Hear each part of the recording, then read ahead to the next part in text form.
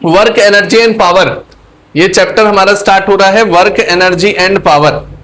तो देखो यहां पर सबसे पहले वर्क क्या होता है, अगर आपसे कोई पूछे इसकी परिभाषा क्या होती है तो क्या लिखेंगे? In everyday life any activity that require muscular और mental effort is called work done, but in the science work is defined as the dot product of the force and displacement. तो वर्क डन क्या होता था? Force होता था, उस force के कारण जिस दिशा में डिस्प्लेसमेंट हुई हो उसका मल्टीप्लीकेशन होता था। मान लेते हैं कि ये हमारे पास मास है और आपने यहां फोर्स लगा दिया, तो यहीं पर इसी डायरेक्शन में डिस्प्लेसमेंट होनी चाहिए। तो ये जो फोर्स है और फोर्स की वजह से उसी फोर्स की डायरेक्शन में अगर डिस्प्लेसमेंट हो रही है तो उन दोनों का कंबाइन इफेक्ट हमारा वर्क कहलाता है, यही पढ़ते थे। अब आती है बात डॉट प्रोडक्ट। डॉट प्रोडक्ट को कैसे डिफाइन करेंगे देखना। अगर हमारे पास ये ब्लॉक है, अब इस ब्लॉक पर आप एक बच्चा है, इस बच्चे ने क्या किया, एक धागा बांध लिया खिलौने में और उस पर फोर्स लगा रहा है इस दिशा में, तो खिलौना तो आगे की तरफ ही मूव करेगा। इसका मतलब यहां से लेकर यहां तक हो गई हमारी डिस्प्लेसमेंट।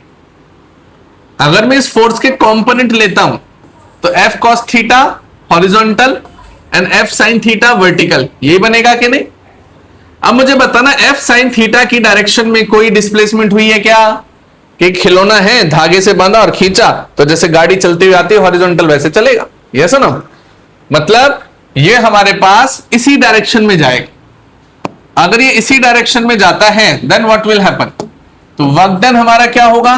फोर्स कौन सा है? फोर्स है F cos थीटा और उसी डायरेक्शन में डिस्प्लेसमेंट हो रही है कितनी? S। फॉर्मूला बन गया कि नहीं? तो work done is equal to F S cos theta. 9th class में भी पढ़ते थे, लेकिन जब ट्रिग्नोमेट्री नहीं होती थी इसलिए टीचर कई बार बस फॉर्मूला बता के ही छोड़ देती थी। फिर हमने यहां पे डॉट प्रोडक्ट क्यों बोला, अब आप समझ गए होंगे। cos थीटा आ गया है, अगर इसे वेक्टर फॉर्म में लोगे F vector dot S vector, जो कि FS cos थीटा ही होता है। फिर दूसरी चीज आप पढ़ोगे, whenever two vector quantity get multiplied, whenever two vector quantity gets multiplied then it will become scalar quantity, yes or no? तो वर्क डन हमारा स्केलर क्वांटिटी होता है क्योंकि वो दो वेक्टर क्वांटिटी का ही मल्टीप्लिकेशन होता है। यहां तक क्लियर है? अच्छा, वर्क डन की यूनिट कितनी होती है? वर्क डन की यूनिट होती है जूल, या नॉर्मल यूनिट की बात करें फोर्स इनटू डिस्प्लेसमेंट, फोर्स होता है न्यूटन और ये होगा मीटर, तो वर्क डन हमारा न्यूटन मीटर भी हो जाता है, यस और नो? फटाफट लिखेंगे इतना, या फिर इसके केसेस भी पढ़ लेते हैं फिर आप इकट्ठे लिख लेना। पहला केस है, अगर थीटा 0 डिग्री लिया जाए तो वर्क डन पॉजिटिव होता है, जैसा कि आप यहां पर देख पा रहे हैं। एक ब्लॉक है और ये ब्लॉक आगे की तरफ खिसक रहा है और यहां x डिस्प्लेसमेंट हो रही है और उसी दिशा में फोर्स लग रहा है। वर्क डन का फॉर्मूला लगाना, force into displacement cos theta, तो यहां force into displacement cos 0 degree हो जाता है। तो कॉस 0 डिग्री क्या हो जाता है? फोर्स इंटू डिस्प्लेसमेंट, जो कि क्या हो जाएगा मेरा पॉजिटिव, यस और नो? है ना? कॉस 0 डिग्री क्या होता है 1, तो ओवरऑल वैल्यू आ गई हमारी पॉजिटिव। अगर मैं वहीं पर बात करूं कि अगर थीटा मेरा एक्यूट एंगल हो जाए, एक्यूट एंगल का मतलब है कि अगर ये ब्लॉक है 90 डिग्री से छोटा और 0 डिग्री से बड़ा, इसके अंदर कहीं भी कोई भी फोर्स आ जाए तो ये कॉस थीटा से रिलेट करता है वर्क डन, ये तो हमने पढ़ा हुआ है। और कॉस थीटा आपने पढ़ा था फर्स्ट क्वाड्रेंट में पॉजिटिव होता है, सेकंड में नेगेटिव होता है, मानते हो? तो फर्स्ट क्वाड्रेंट तो 0 से 1 के बीच में लाई करता है, ऐसा नो? तो अगर मैं यहां पर फर्स्ट क्वाड्रेंट की बात करता हूं तो ये हमारा अगर पॉजिटिव हो गया तो वर्क डन भी पॉजिटिव हो जाएगा due to the first quadrant. Clear है? तो यहां से पहला पेज हमारा खत्म हुआ इंट्रोडक्शन का, है ना? अब हम आते हैं सेकंड पेज पर। थर्ड केस है, अगर थीटा हमारा, इसे ऑब्ट्यूज लिख लेना, ठीक है? अगर थीटा हमारा ऑब्ट्यूज एंगल हो जाए तो वर्क डन हमारा नेगेटिव हो जाता है। क्यों नेगेटिव होता है देखते हैं। देखना, अगर हमारे पास ये ब्लॉक डायग्राम है, ये डिस्प्लेसमेंट इधर गई और थीटा इधर गया, फोर्स इधर गया, तो आप देखेंगे जो थीटा है वो ग्रेटर देन 90 डिग्री है और जो कॉस थीटा, अगर थीटा ग्रेटर देन 90 डिग्री होगा तो ये सेकंड क्वाड्रेंट में लाई कर जाएगा और सेकंड क्वाड्रेंट में कॉस थीटा नेगेटिव हो जाता है। अगर cos थीटा नेगेटिव हो जाता है तो हमारा जो वर्क डन है उसका फॉर्मूला तो cos थीटा पे ही डिपेंड करता है। अगर cos theta negative then total work done भी नेगेटिव हो जाएगा। कुछ ऐसा भी इसे समझ सकते हैं क्या, बताइए, कुछ ऐसा भी हो सकता है क्या कि डिस्प्लेसमेंट इधर हो रही हो और फोर्स इधर लग रहा हो। तो डिस्प्लेसमेंट अगर इधर लगती है और फोर्स इधर लगता है तो ये तो एंटी पैरेलल वेक्टर बन गए, इनका थीटा तो 180 डिग्री हो जाता है। ऐसी स्थिति में वर्क डन का formula F into displacement cos 180 degree हो जाएगा। और हमें ज्ञात होना चाहिए, ये मैंने बता रखा है आपको कि कॉस 180 डिग्री -1 होता है। तो वर्क डन क्या आ जाएगा, माइनस फोर्स इंटू डिस्प्लेसमेंट। तो जो टोटल वर्क डन है वो हमारा क्या हो गया, नेगेटिव हो गया। Yes no? अच्छा, इसका एग्जांपल मैं दे देता हूं। कोई एग्जांपल समझना चाहे कि इसका एग्जांपल क्या होना चाहिए, कि आपने स्प्रिंग के बारे में पढ़ा होगा। स्प्रिंग पर आपने फोर्स लगाया, आपने से एक्सटर्नल फोर्स लगाया, स्प्रिंग इधर खींचेगी, लेकिन स्प्रिंग के द्वारा किधर लगेगा फोर्स, किधर भागना चाहेगी स्प्रिंग, उल्टी दिशा में। यस और नो? तो स्प्रिंग तो वापस अपनी पोजीशन को गेन करना चाहेगी। तो डिस्प्लेसमेंट इधर हुई और फोर्स इधर हुआ, तो ये नेगेटिव वर्क डन का एग्जांपल हुआ कि नहीं? चलिए ठीक है। तो अब आते हैं हम आज की अपनी पहली प्रॉब्लम पर, जिसमें हमें कुछ पोर्शन दे रखा है और वो कुछ इस प्रकार है। A body is displaced from, ये इनिशियल पॉइंट वाला पॉइंट है। अगर ये इनिशियल पॉइंट है तो ध्यान से देखना, R1 वेक्टर मान लेना, इसे पोजीशन वेक्टर वेक्टर फॉर्म में लेंगे। अगर जो x डायरेक्शन में होता है वो i कैप होता है और जो y डायरेक्शन में होता है वो j कैप होता है। तो 1,2 को हम लिख सकते हैं 1 i कैप और 2 j कैप। अब आते हैं फाइनल पोजीशन 2,3, जिसे R2 वेक्टर लेट कर लेते हैं। ये हो जाएगा 2 i कैप और प्लस 3 j कैप। अगर मैं इसमें पोजीशन वेक्टर निकालना चाहता हूं, पोजीशन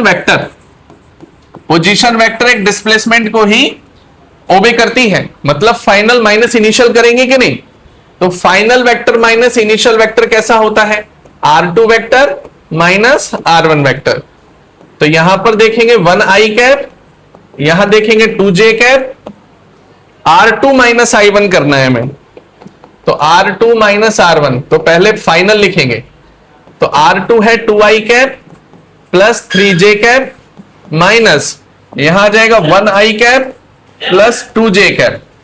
सो आप देखेंगे position vector delta R vector क्या होगा, 2 में से 1 गया 1 i कैप, 3 में से 2 गए 1 j कैप। ये आ गया डेल्टा R वेक्टर। मानते हो कि नहीं? यस और नो? अब यहां पर देखना, फोर्स दे रखा है। अब आप यहां पर F वेक्टर लिख देंगे और यहां पर आप डॉट वेक्टर R वेक्टर लिख देंगे। कॉस थीटा लगाने की जरूरत नहीं है क्योंकि दोनों वेक्टर लिखे हुए हैं, इसलिए हम कॉस थीटा नहीं ले रहे हैं, सीधे वेक्टर में ही चीजें अप्लाई करेंगे। समझ में आ रहा है? दुखी क्यों है? ग्लूकोज मंगाए? अच्छा, मैंगो शेक पिएगी? नहीं। सब समझ में आ रहा है? ठीक है। और तेरा क्या हाल है प्रिया? आ रहा है समझ? जबरदस्ती या नेचुरली? नेचुरल यार, चलो बहुत बढ़िया। फिर तो बस यही सुनना था मुझे। यहां देखेंगे 2 i कैप, यहां 3 j कैप, यहां 2 k कैप। पोजीशन वेक्टर जो आई है वो यहां पे पुट करेंगे 1 i cap and 1 j cap. मन्नत, i cap into i cap कितना होता है? i cap into i cap 2 i cap होता है। अरे यार, i कैप होता है। इस वीडियो को मैडम यूट्यूब पे मत डालना, अपनी बेइज्जती हो जाएगी। हाँ, रिकॉर्डिंग में चल रहा है सारा मामला। हमने क्या पढ़ा था, दोबारा पढ़ लेते हैं सारे महानुभाव। देखो मन्नत, अब तो रेडार पर आ गई हमारे, बदली नहीं तो, हमने तो सोचा बदल गई तो अब पढ़ने लग गई होगी। मुझे लगता है पहले से ज्यादा खराब हालत हो गई है। J dot J cap dot J cap क्या होता है 1, के कैप डॉट के कैप फिर क्या होता है 1। ठीक है, फिर हम क्या पढ़ते थे, आई कैप डॉट जे कैप क्या होता है 0। अगर हम देखें जे डॉट के डॉट क्या होता है 0। ऐसे अगर हम बात करें के डॉट आई कैप, वो भी क्या होता है 0। तो देखो i को i के साथ मल्टीप्लाई करोगे तो 1 हो जाएगा और 2 1 जा, ये आ जाएगा 2 फिर ये 1 और आई डॉट आई का फिर 1, फिर ऐसी जे डॉट जे कैप का 1, देन 3 इंटू 1 फिर 1। के कैप का कोई एलिमेंट ही नहीं है यहां पर, ऐसा लिखोगे 0 के कैप तो 0 के साथ तो सभी 0 हो जाता है। तो आंसर क्या होगा यहाँ पे 2, यहां 3, टोटल कितना हो जाएगा 5 जूल। 5 जूल आंसर आ गया। यस और नो? कॉपी। ये वाला बताना है? अच्छा, या फिर मैं एक काम करता हूं, अगला भी उतार ही देता हूं। एक और न्यूमेरिकल है, ये और कर लो।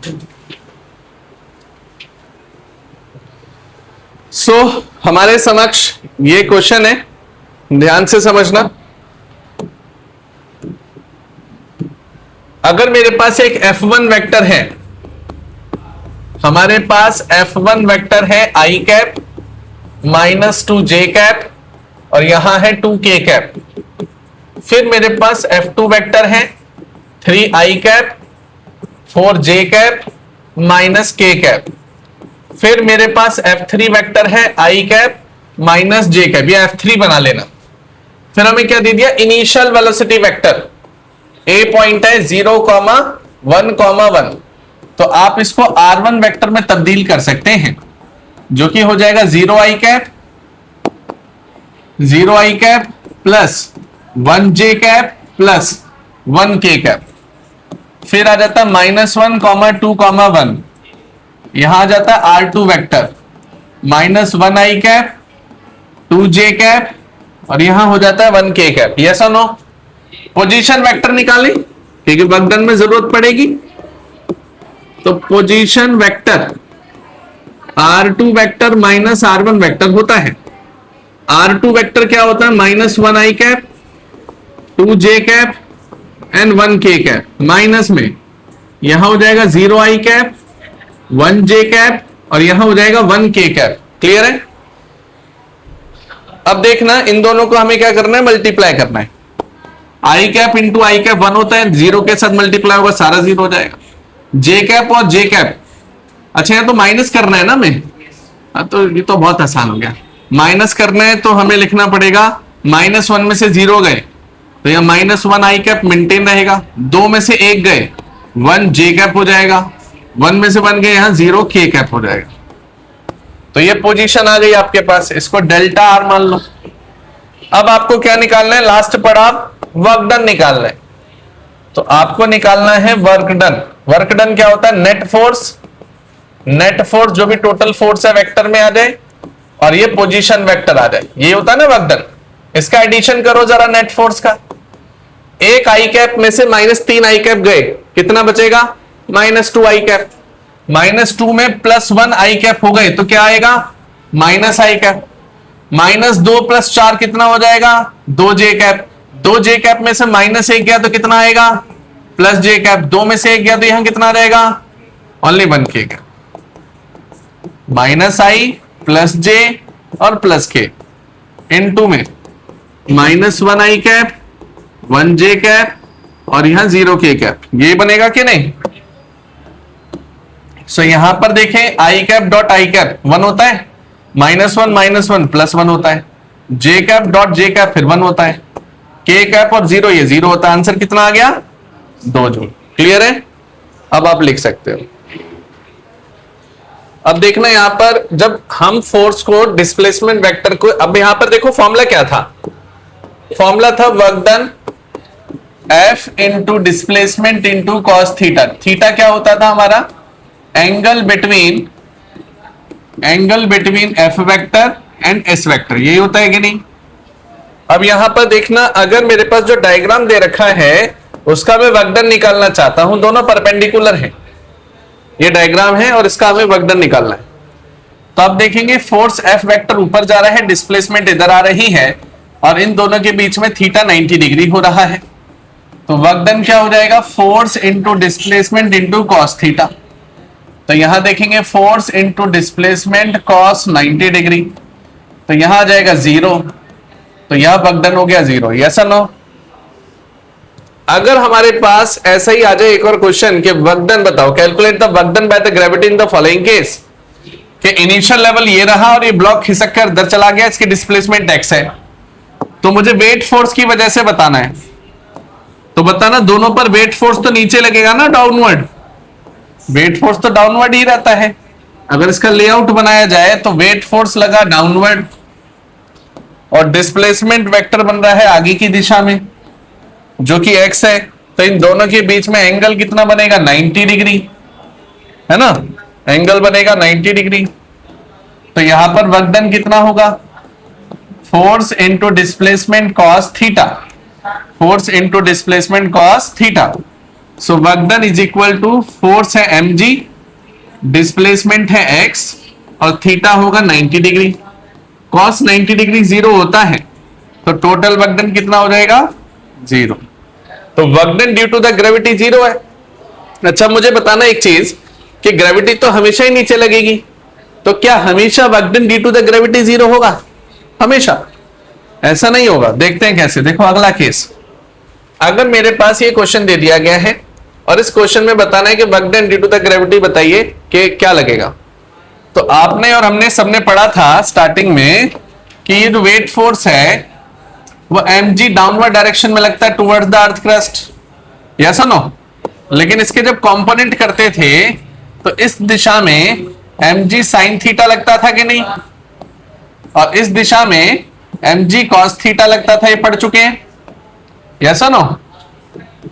अब यहां पर देख रहे हैं जो ब्लॉक है वो तो इधर खिसक रहा है।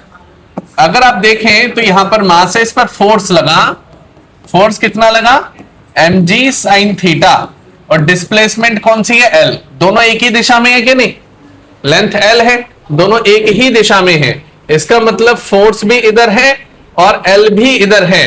तो थीटा क्या हो जाएगा दोनों का, यहां 0 डिग्री। क्या हो जाएगा, 0 डिग्री। अगर थीटा 0 डिग्री हो जाएगा तो आप बोलेंगे यहां पर f into L cos 0 degree होता है। तो कॉस 0 डिग्री 1 होता है जो कि f इंटू एल है। तो जो फोर्स है वो क्या हो जाएगा मेरे पास, mg साइन थीटा इंटू में क्या हो जाएगा, l। तो वर्क डन आ जाएगा मेरे पास mg l into sine theta. Answer खत्म, यस और नो।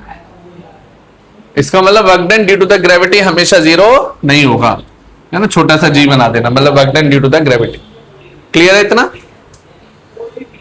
अब एक हमने पढ़ा था नॉर्मल फोर्स, पढ़ा था हम सभी ने, एक नॉर्मल फोर्स पढ़ा था, उसका भी क्वेश्चन देख लेते हैं। देखो अब नॉर्मल फोर्स की वजह से वर्क डन हमेशा 0 रहेगा, क्योंकि नॉर्मल का तो मतलब ही 90 डिग्री होता है। अरे इंक्लाइन सरफेस पे वर्क डन नॉन जीरो आया कि नहीं, हॉरिजॉन्टल सरफेस पे वर्क डन की वजह से work done due to the gravity 0 आया कि नहीं।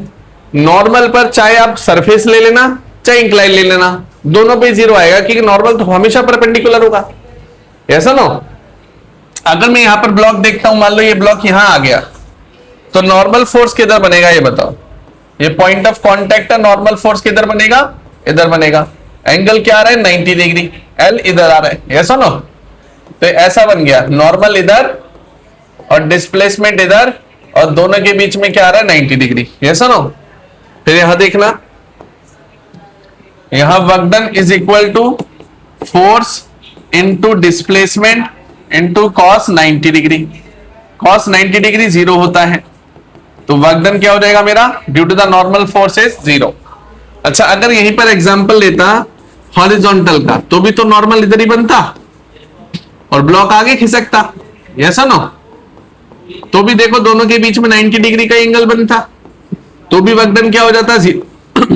कहने का तात्पर्य हुआ, असर्शन रीजन अगर आ जाए कि work done due to the normal force is always 0 whether it will be incline or horizontal, but work done due to the gravity is not always 0, it is depend on the inclination of an angle theta। अगर work done की surface को incline कर दिया जाए gravity की, अगर gravity की वजह से इंक्लिनेशन आ गया है तो वहां 0 नहीं बनता, हॉरिजॉन्टल में 0 बनता है सिर्फ, work done due to the gravity, yes और नो। इतना करिए फिर आगे बढ़ते हैं।